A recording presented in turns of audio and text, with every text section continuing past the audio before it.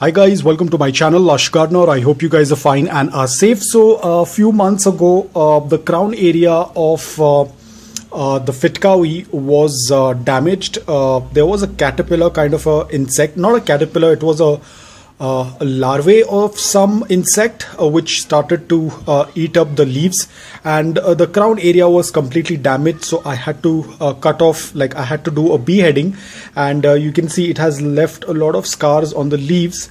But the best part is that it is having this new growth. You can see this is the new growth on the crown area, but again, as we all know, it is not going to be the continuous growth. Most probably it might have two heads because it was done as a cutting.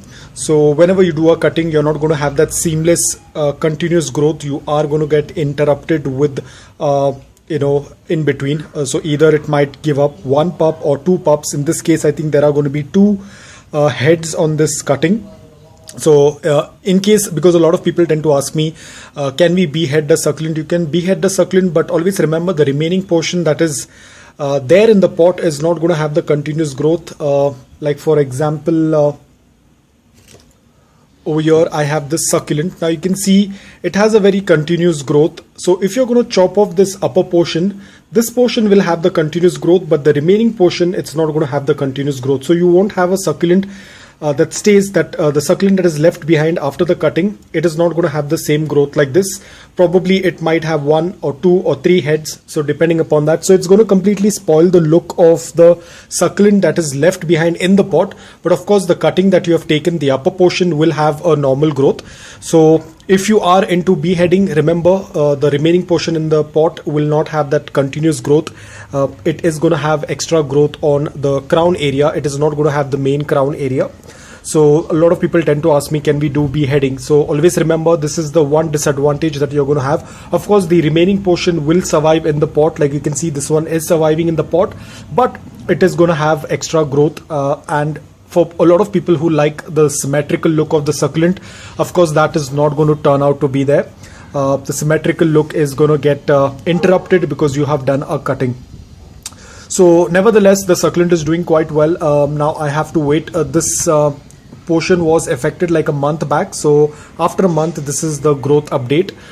It looks good. I was worried that the plant might not survive, the succulent might not survive, but luckily it is doing quite well. So as and when the pup is going to grow, I will definitely cut it off and it will keep continuing growing like that. It is not going to have that continuous growth. So any which ways, I've also noticed that there are a lot of wrinkles on the lower leaves. As you can see, they're slightly soft and they're wrinkled, which means that it is thirsty. So I'm going to quickly do a top watering. So it's pretty simple. You do not need to be worried if there is any damage to the crown area. You can very gently cut it off. In this case, the crown area was kind of eaten off by that larvae. So I had to slowly and gently cut off the crown area. It was basically like doing a beheading. So as of now, it's doing quite well. I'm not very sure how well it is going to grow. Of course, as and when it grows, I will definitely keep you updated. Now, this is a variety of Pachyphytum, which means that it's going to get into its growing period during winters, which is very good news. So probably the growth rate is going to be very high during winters. So I think we are done with the watering. The water has started to pass through the drain hole. So now all we have to do is just wait. I'm going to keep it in indirect bright light because it's slightly dehydrated. This succulent will do well in morning direct sunlight as well after acclimating. You can keep it for 5 to 6 hours. There is no issue with that. But when you're dealing with dehydration, it's always better to move the succulent in indirect bright light. Now, there is no hard and fast rule. Even if your succulent is in morning direct sunlight and it has got dehydrated, you can just go ahead and water it.